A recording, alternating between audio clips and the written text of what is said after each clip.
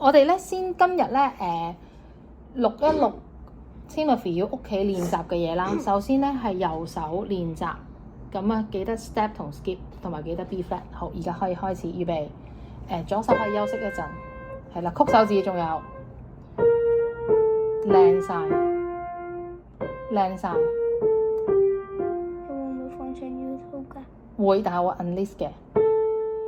曲手指呢個唔夠曲，係曲4 B flat 4手指，唔準用3手指上去。好5，跟住4啊 B flat， 成日都唔記 B flat 啊。3 2 A 臨尾咯，呢個3手指，曲手指1手指。OK， 好，呢個係第一個 video。咁啊唔得啦。好，第二個 video 咧係左手，左手係1、3、5個 chord， 但係記住要數拍子。No， 1冇嘢嘅，2啊，2 3 4曲手指1 2 3 4 1 2曲手指3 4曲手指1 2 3 4 OK。第三個練習咧就係練習 staccato。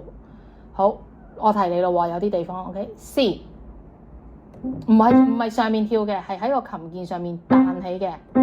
好，每個音都係2 good 3 4 5 5。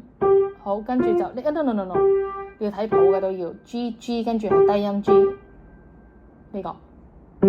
好，跟住休息一拍，跟住右手落翻去5 4 no， 你唔好跳錯呢個5 4 3，你喺個琴鍵上面跳太遠啦。good， 跟住就係低音 C 呢個，sorry 低音 G， 我講錯咗 G， 跟住低音 C。